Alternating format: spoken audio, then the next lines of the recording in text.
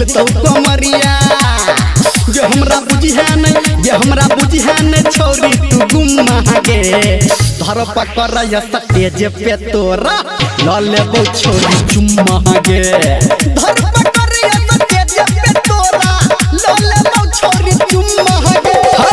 लले बो छोरी चुम्मा गे दिया पर तो चुम्मा गे धर पकड़ या स्टेज पे तोरा लले बो छोरी चुम्मा गे धर पकड़ या स्टेज पे तोरा लले बो छोरी चुम्मा गे।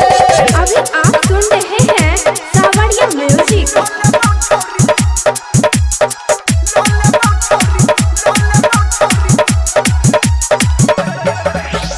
डीजे सुमित सतीश रैमा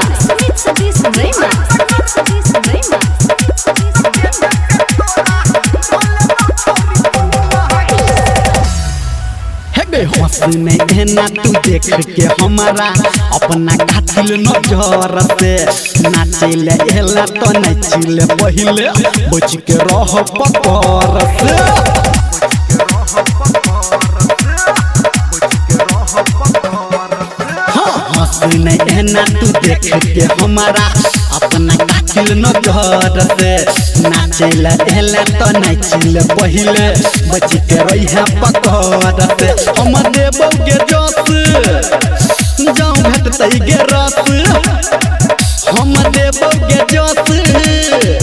जाऊं भेटतै गे रस नहीं कर तू के तुम मागे धर पकड़ या स्टेज पे तोरा लले बो छोरी चुम्मा गे धर पकड़ या स्टेज पे तोरा लले बो छोरी चुम्मा गे। Singing by Dharmendra Nirmaliya. DJ Sumit Satish रैमा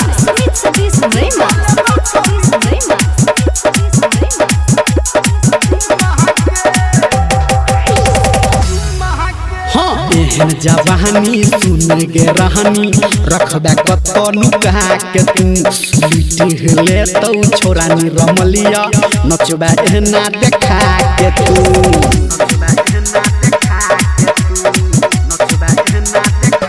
एहन जवानी सुन के रहनी रखबे कतो नुका के तू लुटी ले तो छोरा नी रमलिया नचबे एहना देखा के तू कहो राइटर बादल ये संजय गौतम छोला गल ये कहो राइटर बादल संजय गौतम छोला गल केकरो बुझी है न छौरी निकम्मा गे धर पकड़ या स्टेज पे तोरा लले बो छोरी चुम्मा गे धर पकड़ या स्टेज पे तोरा लले बो छोरी